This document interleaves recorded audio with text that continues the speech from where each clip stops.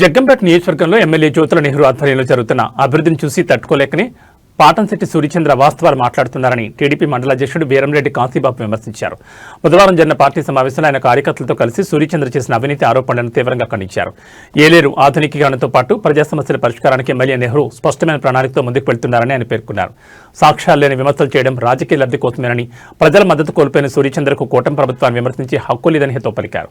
కేవలం రాజకీయ ఉనికి కోసమే అసత్య ప్రచారాలు చేస్తున్నారని, ఇలాంటి చర్యలను ప్రజలు గమనిస్తున్నారని కార్యకర్తలు ధ్వజమెత్తారు. స్థాయి పెరుగుద్దని చెప్పి పాటంశెట్టి సూర్యచంద్ర అనే వ్యక్తి ఏది పడితే అది నోటుకు వచ్చినట్టు వెళ్తున్నాడు. ఎందుకంటే జ్యోతుల నెహ్రూ గారి ఈ రోజుకి ఆయన రాజకీయాల్లోకి వచ్చిన కానీ ఈ రోజు వరకు కూడా ఎటువంటి విమర్శలు ఆయన మీద లేవు, ఏ విధమైన నిరూపణలు లేవు.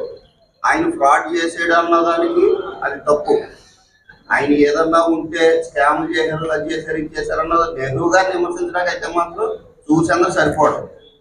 మట్టి మాఫియా అది ఇది అంటే విమర్శించడం ఏమన్నా ఉంటే ఆధారాలతో బయట పెట్టమని చెప్పండి అంతే. సూర్యచంద్ర గారు ఇష్టం వచ్చినట్టు మాట్లాడితే మాత్రం అది పద్ధతి కాదు. నెహ్రూ గారి దగ్గర శిష్యార్పణ చేసి ఈ రోజుని ఆ విధంగా మాట్లాడటం అన్నది చాలా తప్పు. ఆయన దగ్గర అన్ని నేర్చుకుని ఆయన్ని విమర్శించడం అంటే అది ఒక రాజకీయ నాయకుడిగా అది అతను ఏదో అనుకుంటున్నాడు, స్థాయిని పెంచుకుందామని అంతే పక్కాగా. ఇప్పుడు కెట్లపూడి డిగ్రీ కాలేజ్ కట్టినామని అన్నారు. ఇప్పుడు 2 సంవత్సరాలు అయిపోతున్నా కూడా దాని గురించి వస్తుంది. త్వరలో దానికి కూడా కుప్పంలో మళ్ళీ ప్రారంభిస్తారు, కెల్లంపూడిలో ప్రారంభిస్తారు, గోకారంలో ప్రారంభిస్తారు. నెహ్రూ గారు మాట ఇచ్చారమ్మంటే మాత్రం అది నెరవేరుతుంది. గవర్నమెంట్ పోవడంలో లాస్ట్ టైము అది పూర్తవలేదు, ఇప్పుడు మళ్ళీ గవర్నమెంట్ వచ్చింది, ఇప్పుడు పూర్తవుతుంది. ఆయన చేస్తానని మాట ఇచ్చారు, ఏది కూడా ఆయన మాట ఇచ్చింది ఏది కూడా ఆగలేదు, అన్ని జరిగాయి. ఏది జరగలేదు చెప్పండి, అన్ని జరిగినాయా లేదా? సూర్యచంద్ర గారి స్థాయిని పెంచుకోవడం కోసమే ఇటువంటి ఆరోపణలు చేస్తున్నాడు. అంటే ఆయన విమర్శించి ఆయన ఏదో బాగుంటుంది, ఆయన స్థాయికి ఆయన ఏమనక్కర్లేదు. ఆయనకి ఇచ్చే గ్రామంలో నాయకులు వాళ్ళ పూర్వపూడి గ్రామ నాయకులే ఇస్తారు. ఆయన దగ్గర డైరీ ఫామ్ లో పనిచేసి అక్కడే స్కామ్లు చేసాడు ఆయన. దాని గురించి ఆ ఊరు గ్రామంలో ఉన్నారో వాళ్ళని అడగండి, ఏటేటన్నది వాళ్ళు చెప్తారు. గతంలో కూడా అప్పుడు టీడీపీ టైంలోనే కదండి శంకుస్థాపన, అప్పుడు కూడా డిగ్రీ కాలేజీ శాంక్షన్ కూడా టీడీపీ టైంలోనే కుప్పంలో ఒకటి ఇస్తే రెండోది ఇక్కడ ఇచ్చారండి. ఆ తర్వాత గవర్నమెంట్ పోయిందో, పాత గవర్నమెంట్ వైసీపీ గవర్నమెంట్ ఏం చేసిందంటే దాన్ని నిర్వీర్యం చేసి అలా దాన్ని విమర్శ చేయడం జరిగింది. నెహ్రూ గారిని విమర్శించే స్థాయి నీది కాదు. ఇచ్చేదంటే అతనికి మధ్య భ్రమించి ఇవన్నీ చేస్తున్నాడు.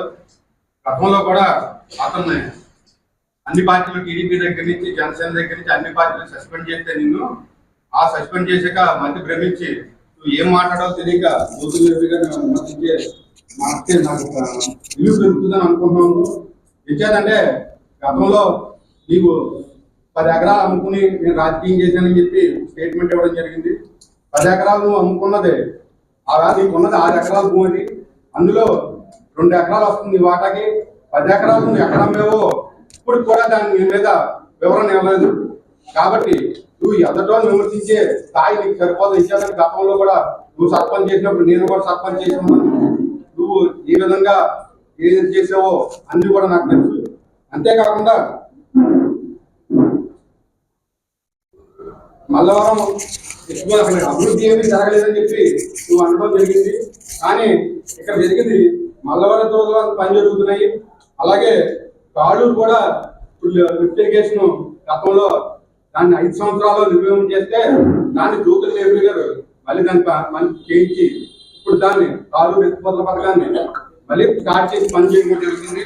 అలాగే మావిడాడ ఎత్తిపోతల పథకాన్ని కూడా మొన్న నిమ్మల రామనాయుడు గారు వచ్చి దాన్ని శంకుస్థాపన చేసి వర్క్ స్టార్ట్ చేయడం కూడా జరిగింది.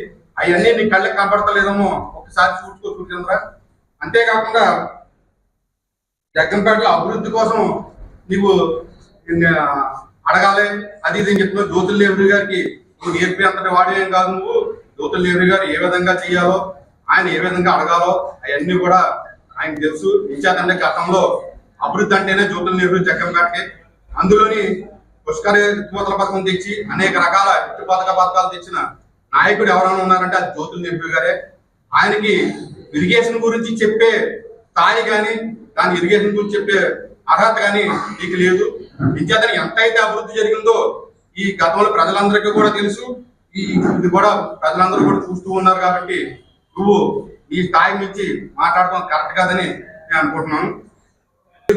ఏదైతే అభివృద్ధి కార్యక్రమాలు జరిగాయో, ఎక్కడెక్కడ ఎంత అభివృద్ధి జరిగిందో అన్నది కూడా నీకు కావాలంటే. నా పేరు బుదిరెడ్డి సుబ్బారావు,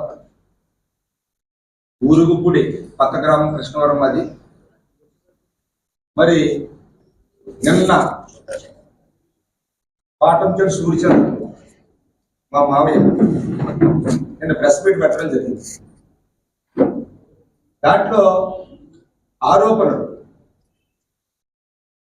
నిజాలు కాదు, అబద్ధాలే అతను పుట్ట. అతను నాకు కలిసి మేము రాజకీయంగా నడవడం జరిగింది.